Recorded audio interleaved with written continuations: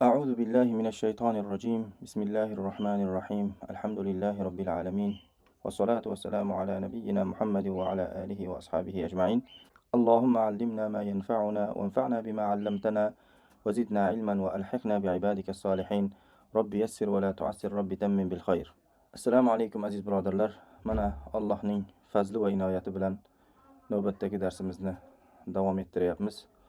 Alloh subhanahu va taolo darsimizni davomli qilsin. Alloh subhanahu va taolo bu Baqara surasining boshida birinchi bo'lib mu'minlarning sifatini 4 oyat bilan bizlarga bayon qilgandan keyin ikkinchi bo'lib kofirlarni, ya'ni ham jahran ham botinan, ya'ni ham ichdan hamda tashqaridan inkor qiluvchilarni sifatini 2 oyat bilan bayon qilib beryapti va undan keyin 13 oyat bilan esa munofiqlarning sifatini bizlarga bayon qilib beradi. Nima uchun Alloh subhanahu va taolo munofiqlarning sifatini bunchalik ko'p oyat bilan bayon qilib berdi deyiladigan bo'lsa, munofiqlar ko'pchilik tarafidan bilinmaganligi uchun yoki o'sha sifatlar nihoyatda maxfiy bir sifatlar bo'lganligi uchun Alloh subhanahu va taolo mana shular haqida uzun-uzun bayon qilib berdi. Uzun-uzun oyatlar bilan bayon qilib berdi. Faqatgina bu Baqara surasida emas, balki Tavba surasida, hatto bir sura bor, Munofiqun deya, o'sha munofiqlar haqida xos bir sura bor yoki Nur surasi kabi ba'zi suralarda Alloh subhanahu va taolo munofiqlarning ahvolini, munofiqlarning hollarini bizlarga bayon qilib berdi. Endi bugun boshlaydiganimiz oyatda esa Alloh subhanahu va taolo mana shu kofirlar haqida 2 oyat bilan ularning holini bayon qiladi. Bismillahirrohmanirrohim. Innallazina kafaru sawa'un alayhim a'anzartahum am lam tunzirhum la yu'minun. Albatta kofirlarki sawa'un alayhim, ular uchun bir xil. A'anzartahum am lam tunzirhum, xoh ogohlantirishligingiz, xoh ularni ogohlantirmasligingiz ular uchun bir xildir. La yu'minun, aslo iymon keltirmaydilar. Endi bu yerda Alloh subhanahu va taolo bu oyatni inna, ya'ni ta'kid harfi bilan boshlagan. Bunga at-tahrir va at-tanvirda mana shunday ma'no bergan ekan. Inna bilan boshlashligi 2 ehtimoldan bittasi bo'lishi mumkin.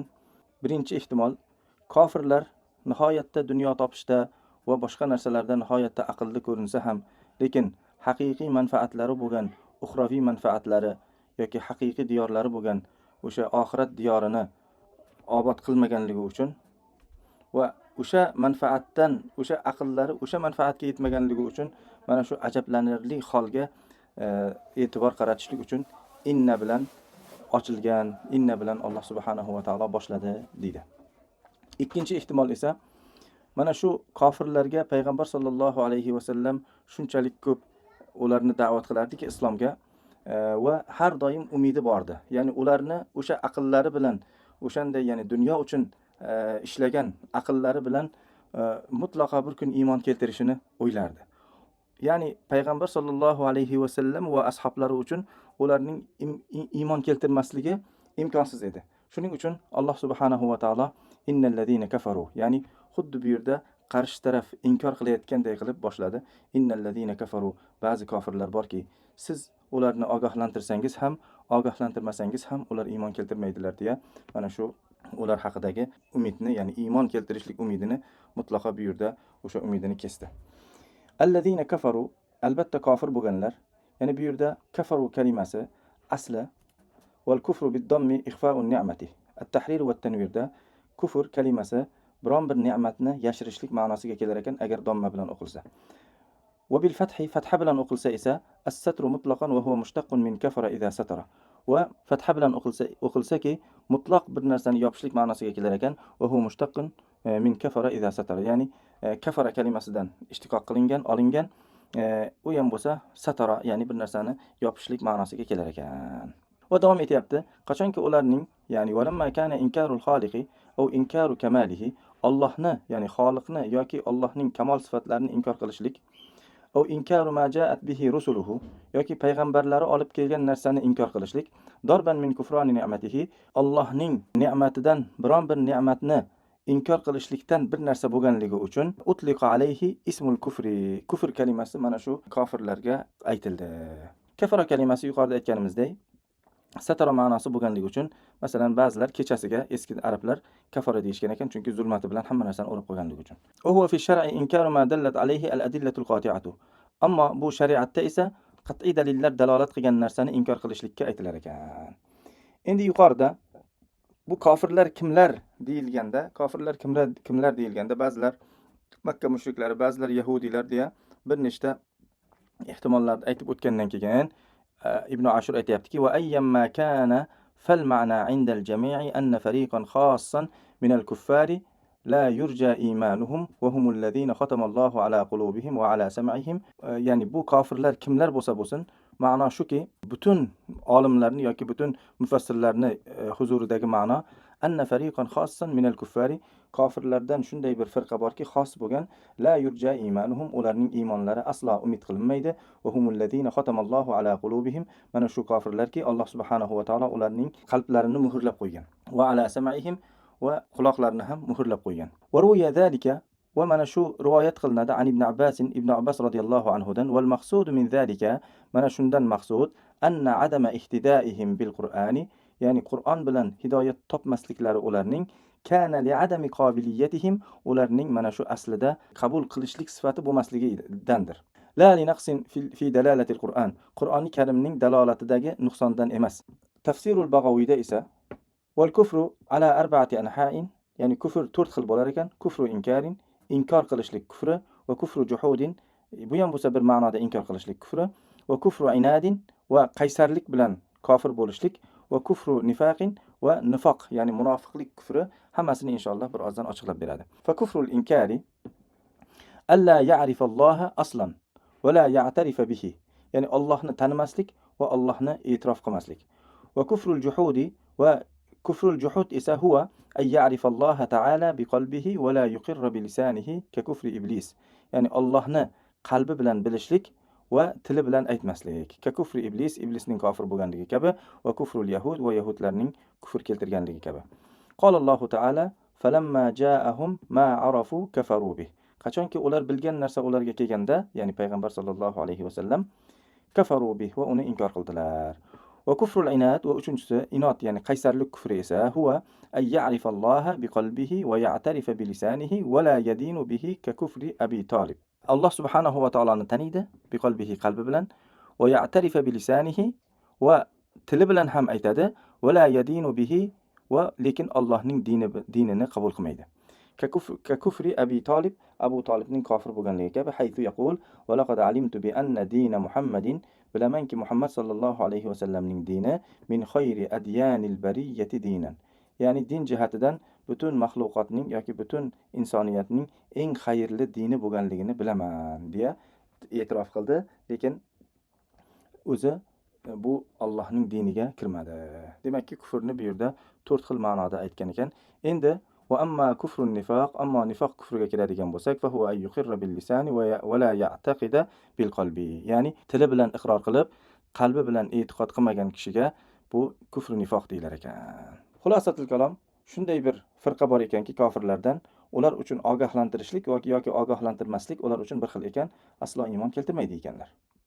Nima uchun bular ogohlantirsangiz ham, ogohlantirmasangiz ham bular aslo iymon keltirmaydi? Alloh subhanahu va taolo 2-oyatda, ya'ni 7-oyatda buni bayon qilyapti.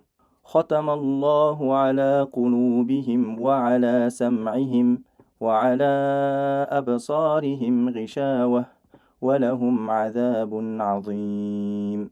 Alloh subhanahu va taolo ularning qalblarini muhrlab qo'ydi, va ala sam'ihim, va quloqlarini ham muhrlab qo'ydi. Va ala absarihim g'ishawah, va ularning ko'zlarida esa parda bordir. Va lahum azabun azim, va ular uchun nihoyatda katta azob bordir. Endi mana shu xotama kalimasida olimlarimiz nihoyatda ko'p tafsirlar bilan buni ochiqlagan ekanlar. Inshaalloh ba'zilarini mana shu yerda sizlarga ham ilinamiz. Advaul bayonda hadhihi al-ayatu, bu oyat tadullu bi zohiriha, ya'ni zohiri olarak, ya'ni tashqaridan qaralganda ala annahum majburuna, ular mana shu kofir bo'lishlikka majbur bo'lganligini ifoda qiladi tashqaridan qaraganda.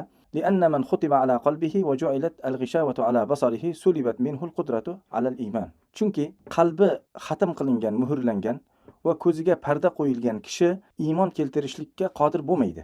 وقد جاء في آيات أخرى boshqa oyatlarda ما يدل على أن كفرهم واقع بمشيئتهم وإرادتهم.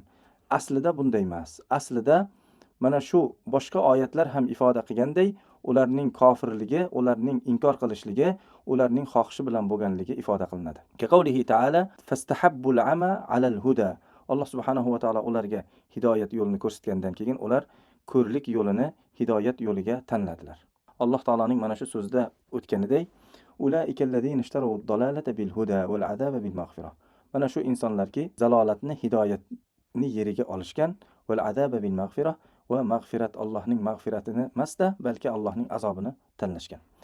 Va Alloh taoloning mana shu so'zda bo'lganligidek, faman sha'a falyu'min va man sha'a falyakfur, ya'ni Alloh subhanahu va taolo yo'lini ko'rsatadi, xohlagan iymon keltirsin, xohlagan kofir bo'lsin. Demakki bu yerda mashiat bor ekan, ya'ni xohish bor ekan. Va qavlihi ta'ala zalika bima qaddamat aydikum. Mana shu sizlarning o'zlaringiz taqdim qilgan, qo'llaringiz taqdim qilgan narsa bilan. Va qavlihi labisa ma qaddamat lahum anfusuhum. Va ularning nafslari taqdim qilgan narsasi qanday yomon. Val javobu, endi javob mana shu yuqoridagi shubhaga javob, annal khatma wat tab'a wal ghishawata al maj'ulata ala asma'ihim va absarihim va qulubihim. Ularning qalblariga va ko'zlariga va quloqlariga qilingan parda yoki o'sha muhr ma'nosi kullu zalika iqobun minalloh. Alloh subhanahu va taolodan ular uchun bir azobdir. Ala mubadaratihim lil kufri va takzibir rusuli. Ular rasullarni yolg'onlashlik va kofir bo'lishlik uchun harakatlari sababli. Bi ixtiyarihim va mashiatihim, o'z xohishlari bilan. Fa'aqabahumullohu bi adamit tawfiq. Alloh subhanahu va taolo ularni o'sha hidoyat yo'liga tavfiq qilmasligi bilan ularni jazoladi. Jazaan wifaqa, va bu ham bo'lsa nihoyatda odil bir jazodir. Kama bayyanahu ta'ala bi qawlihi bal taba'allohu alayha bi kufrihim. Balki Alloh subhanahu va taolo ularni o'sha o'z kofirliklari bilan ularning qalbini muhrlab qo'ydi. Va qawlihi zalika bi annahum amanu thumma kafaru fatubi'a ala qulubihim. Zalika mana shuki ular iymon keltirib undan keyin kofir bo'lganlar, Alloh subhanahu va taolo ularning qalblariga muhr qo'ydi. Va nuqallibu afidatahum va absarahum kama lam yu'minu bihi awwala marra. Ularning qalblarini va ko'zlarini adashtirib qo'yamiz. Kama lam yu'minu bihi awwala marra. Ular boshida iymon keltirmaganligi kabi. Hasin at-ta'wilda mana shu xotama ma'nosini qisqacha bizga bayon qilib beribdi.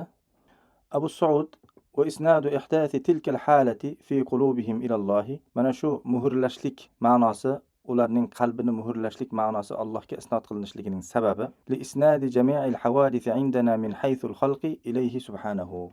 Butun narsalarni yaratgan Alloh subhanahu va taolo bo'lganligi sababidan, ya'ni insonni ham va insonning amalini ham Alloh yaratganligi uchun bu yerdagi xatm, ya'ni muhrlashlik Allohga isnod qilinyapti deya ochiqlabdi. Ammo Mu'tazilaga keladigan bo'lsak, faqat salaku maslakat ta'wil, ular ta'wil yo'liga ketgan. Va zakaru fi zalika iddatan min al-aqawil, 5 ta masala zikr qilingan bu yerda. Mana shu 5 masala, ya'ni bu Mu'tazilaga ko'ra ahli sunnat val jamoatning aksiga ular Alloh subhanahu va taolo bandani yaratadi, lekin bandaning amallarini yaratmaydi. Banda o'z amalini o'zi yaratadi deganligi uchun xatm muhrlashlik kalimasi Alloh subhanahu va taologa isnod qilinmaydi, illo ta'wil qilinadi deya mana shunday ba'zi ta'villarni bu yerda zikr qilingan. Masalan, birinchi ta'vilni o'qiylik, hammasini o'qimasak ham. Annal qawma lamma a'radu anil haqqi, o'sha kofir qavm qachonki haqdan yuz o'girganda, va tamakkana zalika fi qulubihim, mana shu narsa ularning qalbiga yerlashib qolganda, hatta sara kat tabiati lahum, ular uchun asl tabiatidan bo'lib qolganligi uchun shubbiha bil wasfil xuluqi al majbuli alayhi. Va mana shu ular o'shanga o'sha ustida yaratilgan hol bilan o'xshatildi. Ya'ni Alloh subhanahu va taolo ularni qalbini muhrlamadi, balki ya'ni xuddi o'shalar shunday yaratilgan, Alloh taolo muhrlab yaratganday bo'lib qoldi, o'zlari shu holga kelib qoldi ma'nosini berishgan. Mana shunday ta'wil qilishgan va shunga o'xshagan bir nechta yana ta'wil qilishgan. Endi Ibn Kasir buni inshaalloh hozir tafsirda qarab o'tamiz. Ahli sunnat val jamoat tafsir qilgandan keyin aytadiki: "Vaqad atnaba az-Zamakhshari fi taqrir ma raddahu Ibn Jarir." Ibn Kasir rahimahulloh Zamakhshari rahimahullohni uzuncha 5 ta'wil bilan ta'wil qilganligini aytgandan keyin aytdiki, bularning hammasi zaifdir dedi. Yuqorida aytildi-ku, o'sha ta'villar hammasi zaifdir dedi. Chunki bu ta'villarga olib borgan narsa uning faqatgina mu'tazil, i'tizolga yo'l olishligi edi yoki mu'tazilaligi edi deydi. لأن الختم على قلوبهم ومعناها من وصول الحق إليها قبيح عنده. Chunki qullarning qalbining xatm qilinishligi, muhr qilinishligi, bu ham bo'lsa haq ularga yetib bormasligi, ya'ni Zamaxshariyning huzurida qabih bo'lganligi sabablidir dedi. Va undan keyin aytdiki, "Walau fahima qawlahu ta'ala", Alloh taolaning mana shu so'zini tushunganda edi, "Falamma zaghu azaghallohu qulubahum", qachonki ular toydilar, Alloh taolo ularning qalblarini toydirdi ma'nosini. Ya'ni asl toyishlik ulardan bo'lganligini. Va undan keyin Alloh subhanahu va taolo ularning qalbini toydirdi ma'nosini tushunib yetganda edi. Va shunga o'xshash va ma ashbaha zalika min al-ayati, hamma oyatlarni o'qimayapmiz vaqtimiz ketmasligi uchun. Va shunga o'xshash oyatlarni tushunganda edi. Ala annahu ta'ala innama khatama ala qulubihim wa hala baynahum va baynal huda jazaan wifaqan. Alloh subhanahu va taolo bu oyatlarda zikr qilinganday ularning qalbini muhrladi va ular bilan hidoyat orasiga parda qo'ydi. Nima uchun? Jazaan wifaqan ala tamadihim fil batili, botillariga botib ketganligi sababli muvofiq bir jazo bo'lishligi uchun, va tarkihimul haqqa, va haqni tark qilganliklari sababli muvofiq bir jazo bo'lishligi uchun. Va bu ham va hada adlun minhu ta'ala hasanun va laysa biqabihin. Va bu ham bo'lsa Alloh subhanahu va taolodan adolatdir va bu adolat ham ya'ni yaxshilikdir, qabih emasdir. Falau ahata ilman bihada lama qala ma qala. Agar mana shu oyatlarni yaxshi tushunganda edi, yuqorida aytgan narsasini aytmasdi dedi. Endi bundan keyin Ibn Kasir ba'zi sahobalardan va tobiinlardan yoki payg'ambar sollallohu alayhi va sallamdan qalbning muhrlanishligiga doir ba'zi rivoyatlarni olib kelgan. Mujohid rahimahulloh shunday degan ekanlar, qalbni bir kaftga o'xshatgan ekan. Inson gunoh qilganda xuddi o'sha ochiq kaftini bir barmog'i bilan yopganday insonning qalbida bir yopilishlik paydo bo'ladi. Va ikkinchi gunoh qilganda yana ikkinchi barmog'ini yopib aytgan ekanki, xuddi shunday ikkinchi barmoq ham yopiladi, ya'ni ikkinchi bir yopilishlik keladi qalbga. Uchinchi marta gunoh qilganda, to'rtinchi marta gunoh qilganda, beshinchi marta gunoh qilganda shunday qilib qalb butunday yopilib qoladi. Mana shu toba degan ekan. Ya'ni inson gunohni qanchalik qilsa va qanchalik istig'forsiz gunoh qiladigan bo'lsa, o'sha qalb sekin-sekin bu yopilib borar ekan. Endi bunga Ibn Kasir rahimahulloh o'z tafsirida keltirgan ba'zi hadislarni eslab o'tamiz. Payg'ambar sollallohu alayhi va sallam tu'radul fitanu alal qulubi kal hasiri udan udan. Fitnalar qalblarga xuddi bo'yra to'qilganida ipi qanday bir-biriga orqa-orqaga keladi, o'shanday bo'lib qalblarga fitnalar namoyish qilinadi. Fa ayyu qalbin ushribaha, qaysi qalb o'sha fitnalardan oladigan bo'lsa, ichadigan bo'lsa, nukita fihi nuktatun, unda bir nuqta paydo bo'ladi. Savda'u qora nuqta. Va ayyu qalbin ankaraha, o'sha fitnalarni biron bir qalbki inkor qiladigan bo'lsa, nukita fihi nuktatun bayda'u, oq nuqta paydo bo'lar ekan. Hatta tasira ala qalbayni, toki ikki qalb holga tushadi. Ya'ni ba'zilarning qalbi oppoq, ba'zilarning qalbi qora. Ala abyada misla safai, ya'ni birinchisi esa oppoq toshday bo'lgan oq qalb, fala tadurruhu fitnatun ma damat as-samawati wal ard. Osmon va yerlar davom etdigi muddatcha unga biron bir fitna zarar bermaydigan oppoq qalb bo'lar ekan. Wal akharu, va ikkinchi qalb esa aswadu, qop-qora bo'ladi, murbadun, ya'ni xuddi boyagi malla rangday qorayib qoladi, kalkuzi mujahhiyan, ya'ni ag'darilib yotgan ko'zaday. La ya'rifu ma'rufan va la yunkiru munkaran. Va shu darajaga borib qoladiki, na yaxshilikni biladi, na yomonlikni rad qiladi. O'shanday darajaga borib qoladi. Demakki, qalbning muhrlanishligining eng katta sababi inson o'zi qiladigan gunohlaridan bo'lar ekan. Innal mu'mina, boshqa bir hadisda, innal mu'mina idza aznaba zamban, mu'min biron bir gunoh qiladigan bo'lsa, kanat nuktatun savda'u fi qalbihi, qalbida bir qora nuqta paydo bo'ladi. Fa in taba va naza'a, qachonki tavba qilib o'sha gunohdan tiyilsa, vastaghfara vasta'taba, ya'ni suqila qalbuhu, o'sha qalbi yuvilar ekan. Qachonki o'sha gunohdan tiyilib tavba qilsa, ya'ni tozalanar ekan. Va idza zada, agar o'sha gunohni orttirsa, zadat hatta ta'lu qalbuhu, toki qalbini o'rab oladigan darajada o'sha qora nuqta ko'payib ketar ekan. Fazalika ar-ra'nu alladhi qala Alloh ta'ala. Payg'ambar sollallohu alayhi vasallam aytgan ekanki, mana shuki Alloh subhanahu va taolo rona, ya'ni rona degan o'sha bu ham Toba'a ma'nosida keladi, ya'ni muhrlashlik. Alloh taolo aytgan muhrlashlik mana shu bo'ladi deyapti. Demakki, muhrlanishligining sababi o'sha inson gunoh qilar ekan, va gunohini orttiraverar ekan va Alloh subhanahu va taolo uni yaxshilikka tavfiq qilmaydi ekan. Vallohu a'lam. Mana shu tafsirlarni berishgan. Bu oyatni tafsirlariga mana shuncha e'tibor berishligimizning sababi oxirgi vaqtlarda ko'payib ketgan shubhalar bor. Ba'zilar shunday deb aytib qoladi: Alloh subhanahu va taolo insonning qadariga yomonlik yozgan bo'lsa, qalbini muhrlagan bo'lsa, qanday qilib uni savol so'roq qiladi degan savollar keladi. Mana shuning uchun mana shu savollarga bir javob bo'lsin deya, ya'ni aslida Alloh subhanahu va taolo muhrlaydi qalbni, lekin sababi nima? Insonning o'zi tanlagan yo'li o'sha yo'l bo'lganligi uchun Alloh subhanahu va taolo o'sha qalbni muhrlaydi. Ya'ni shunday desak bo'ladi.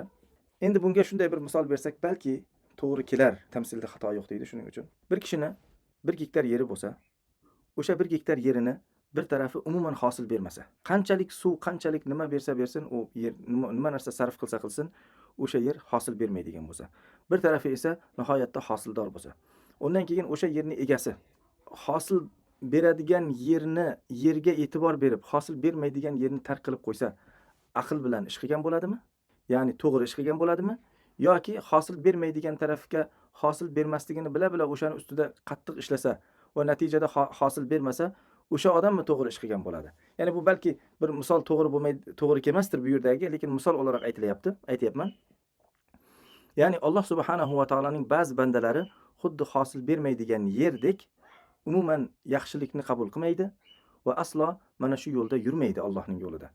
Bu Alloh subhanahu va taolo bularning qalbini muhrlaydi. Sababi o'sha o'zlarining yomonligi sababli, o'zlarining kufri sababli, o'zlarining dunyoga bo'lgan mehrlari sababli. Xulosatul kalom shunday, shu sabablardan Alloh subhanahu va taolo ba'zi qullarining o'z hikmati bilan ba'zi qullarining qalblarini muhrlab qo'yadi.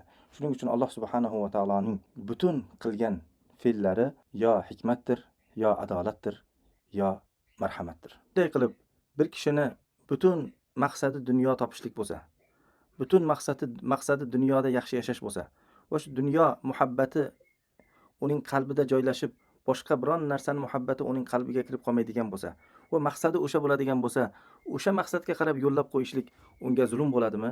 Albatta zulm bo'lmaydi. Chunki uning xohishi o'sha edi, o'sha xohishi unga berildi. Balki adolat mana shuni o'zi bo'ladi. Vallohu a'lam.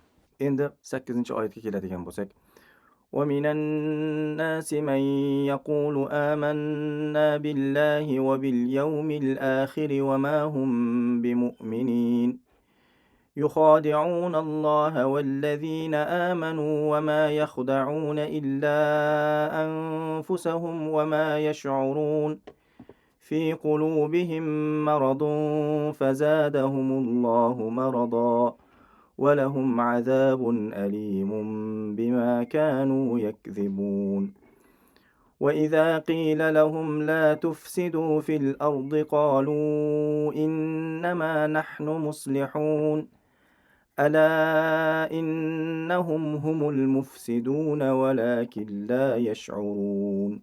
Allah subhanahu va taolo buyurdi: "Va minan nasi man", insonlardan shundaylari borki, yaqulu amanna billahi va bil yawmil akhir, Allohga va oxirat kuniga iymon keltirdik deyishadi. Va ma hum bimu'minin, aslida ular aslo mu'min bo'lmaganlar. Bu oyatda Alloh subhanahu va taolo munofiqlarni bayon qila boshlaydi va bu haqida At-Tahrir va At-Tanvirda qisqacha eslanib o'tibdi munofiqlarning holatlari.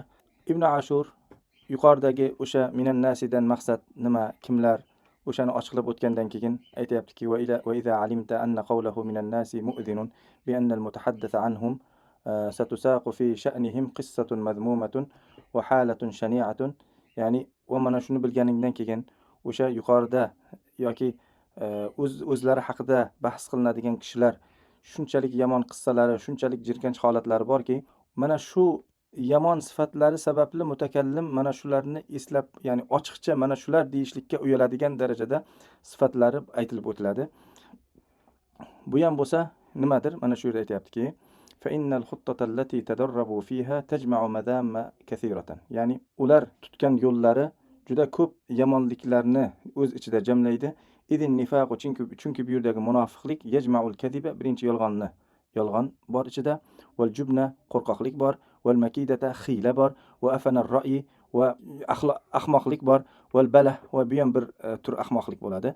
Va su'as suluk yomon yo'l tutishlik bor, va tamaa va haq etmagan narsalarni xohlashlik bor, va idoatul umur va umrni zoya ketkazishlik bor, va zawal thiqa va o'sha ishonchni yo'qotishlik, va adavatul ashob va o'z do'stlariga yomonlik qilishlik, va idmihlalal fadila va yaxshi axloqni yo'qotishlik bor. Demakki, munofiqlikning ichida mana shuncha narsa bor deyapti. Bularni hammasini oyatlarda Ibn Ashur ko'rsatib beradi.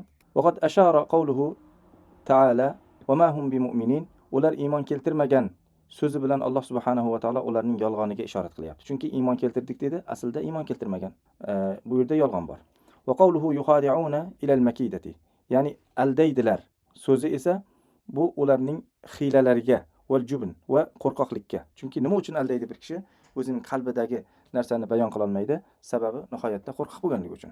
Va qawluhu va ma yukhadi'una illa anfusahum. Ular alday olmaydi, faqatgina o'zlarini aldaydi so'zida esa ila afanir ra'yi, ya'ni nodonlikka ishorat bor deyapti. Va qawluhu va ma yash'urun va o'zlari ham mana shuni his qilishmaydi, ilal balahi ahmoqlikka ishorat bordir. Va qawluhu fi qulubihim maradun, qalblarida kasallik bordir so'zi esa ila su'is suluki, yomon tutgan yo'llarning yomonligiga dalolat bor. Chunki qalb yaxshi bo'lmadimi, uning amali ham yaxshi bo'lmaydi. Va qawluhu fazadahumullohu maradan, ya'ni Alloh taolo ularning kasalligini orttirdi yoki orttiradi ma'nosi esa ila dawami zalika va tazayudihi ma'az zamani. Va zamon o'tgan sari ularning o'sha yomon amallari ortib borishligi, aslo undan davolanolmasligiga ishorat bordir. Va qawluhu qalu innama nahnu muslihun, ya'ni biz faqatgina isloh qiluvchilarmiz so'zida esa ila idoatil umuri, ya'ni umrni zoya qilishlikka bir ishorat berdi, fi g'ayril maqsud. Ya'ni maqsad o'sha dunyoda ba'zi amallarni qilib Allohning rahmatiga ulashishlik, Allohning rahmatiga yo'liqishlik uchun. Mana shu Allohning rahmatiga yo'liqmasdan umrni zoya qilishlikka ishorat bordir. Va qawluhu qalu inna ma'akum so'zda esa muakkadan bi anna ila qillati thiqati ashabihim fihim. Ya'ni o'z sohiblari ham, o'zlarining do'stlari ham ularga ishonmasligi uchun inna ma'akum, ya'ni biz faqatgina sizlar bilanmiz deya ularni ham aldaganligi bordir. Va qawluhu fama rabihat tijaratuhum, Alloh taolaning mana shu so'zida esa isharatun ila anna amrahum lam yahza bil qabul inda ashabihim. Va o'zlarining do'stlari tarafdan ham bularning amallari qabul qilinmaydi. Chunki munofiq kishini o'sha do'st bilgan odam ham aslida unga do'st bo'lmaydi. Faqatgina foyda uchun u bilan do'stlik qilgan bo'ladi. Summun bukmun umyun fahum la ya'qilun oyatida esa ila idmihlalil fadilati, fazilat, yaxshi axloq yo'qligiga dalolat qiladi. Chunki ular shu darajadagi ko'r, kar, aqlsiz deya ularni Alloh subhanahu va taolo mana shunday bayon qilyapti. Demakki, bu yerda munofiqlarning holi nihoyatda achinarli, nihoyatda jirkanch hol ekan. Yukhadi'unalloha, Allohni aldashlikka harakat qiladilar. Vallazina amanu va iymon keltirganlarni aldashlikka harakat qiladilar. Bu yerda esa yukhadi'unalloha, Allohni aldashlikni maqsad qiladilar. Aslida Allohni alday olmaydilar. Allohni aldashlikni maqsad qiladilar. Buni mana shunday ochiqlagan At-Tahrir va At-Tanvirda. Aslida Allohni alday olmaydi, lekin o'sha darajada shunchalik ahmoqki ular Alloh subhanahu va taolo hamma narsani bilib turuvchi bo'lganligini biladigan har bir aqlli inson, hech bir aqlli inson Alloh subhanahu va taoloni alday olmasligini biladi. Mana shular shu darajada aqlsizki, Allohni aldashlikni maqsad qiladilar. Va ba'zilar mana yukhadi'unada esa ba'zilar Allohning rasulini aldaydilar. Bu yerdagi maqsad Allohning rasulini aldashlikka harakat qiladilar. Vallazina amanu va iymon keltirganlarni aldaydilar deya tafsir qilishgan. Va ma yaxta'una illa anfusahum, ular o'zlaridan boshqani aldamaydilar. Bu yerda esa ularning aqlsizligi ikkinchi marta aytilyapti. Va ma yaxta'una illa anfusahum, faqatgina o'zlarini aldaydilar. Va ma yash'urun, va buni bilolmaydilar, his qilolmaydilar. Bu uchinchi marta ularning aqlsizligi ifoda qilinyapti. Fi qulubihim maradun fazadahumullohu marada. Ularning qalblarida kasallik bordir. Alloh taolo u kasalligini ziyoda qiladi. Va lahum azabun alim. Ular uchun alamlantiruvchi azob bordir. Bima kanu yakzibun, yolg'on gapirganliklari uchun va yolg'onchi bo'lganliklari uchun. Bu yerda marad kalimasi kasallik degani. Bu kasallikni ikki xil bo'lganligini ba'zi mufassirlar ifoda qilishgan. Hozir tafsir Sa'diyga qaraydigan bo'lsak, aytayaptiki va qawluhu fi qulubihim maradun, qalblarida kasallik bordir. Allohning mana shu so'zi. Vel muradu bil maradi huna bu yerda kasallikdan murod maradu shakki ve şubahat ve nifaq. Yani shak shubha ve nifaq kasalligidir. Chunki li'annal qalba yu'radu lahu maradani yukhrijanihi an sihhatihi ve i'tidalihi. Yani chunki qalbda ikki kasallikka ma'ruz qiladi qalb, ya'ni ikki kasallik bilan kasallanishligi mumkin. Bu ham bo'lsa o'sha qalbni kasal qiladi, ya'ni o'z to'g'ri holatidan chiqaradi. Birinchisi nimadir? Maradu shubhat al-botila, ya'ni botil bo'lgan shubha marazlari. Ikkinchisi esa shahovat kasalliklari. Masalan, fal kufru va nifaq va shukuku va bid'u, mana shular hammasi shubha kasalliklaridan bo'ladi. Kofirlik kabi, nifoq kabi yoki shak kabi va bid'atlar kabi. Va zina va mahabbatul fawahish esa bular min maradi shahawat, shahvat kasalliklaridan bo'ladi. Alloh subhanahu va taolo mana bu yerda ya'ni shahvat kasalligiga doir fayatma'allazi fi qalbihi marad, qalbida kasallik bo'lgan buni mana shuni ba'zi narsani tama qiladi. Ya'ni bu payg'ambar sollallohu alayhi vasallamga ayollariga ovozlarini biroz qalinroq qilib gapirishlikni tavsiya qilgandan keyin toki ingichka qilib gapirsa o'sha qalbida kasalligi bo'lganlar ba'zi narsani, ya'ni zinoni hayol qilishi mumkin. Va hiya shahvatu zina. Bu ham bo'lsa zino shahvatidir. Aytayaptiki, val muafa min man ufiya min hadayn al maradayn fa hasala lahu al yaqin wal iman was sabr an kulli ma'siyatin. Ya'ni bu kasalliklardan ofiyat bo'lgan kishi, ikkovidan ham birdan ofiyat bo'lgan kishiki deyapti, ikkovidan ham ofiyatda bo'lgan kishiki, o'sha vaqtda insonga yaqin, iymon va butun ma'siyatdan sabr qilishlik keladi, deyapti. Oxirgi o'laroq Buxoriyning sharhida Fathul Boriyda munofiqlar deyilganda biz ko'pincha boshqalarni aqlimizga keltiramiz, lekin o'zimizni aslo o'sha taroziga tortib ko'rmaymiz. Buxoriy rahimahulloh 36-bobda xavful mu'min ayyah bata amaluhu va huwa la yash'uru. Mu'minning o'zi sezmagan holda amalining habata bo'lib ketishligidan qo'rqishligi. Va qala Ibrohim at-Taymi aytgan ekanlarki, ma aradtu qawli ala amali illa khashitu an akuna mukazziban. Men qachonki so'zimni amalim bilan tortib ko'rganimda faqatgina men yolg'onlovchilardan yoki o'sha munofiqlardan bo'lib qolishligimdan qo'rqaman degan ekanlar. Va qala Ibn Abi Mulayka aytgan ekanlarki, adraktu 30 min ashabin nabiy sallallohu alayhi va sallam.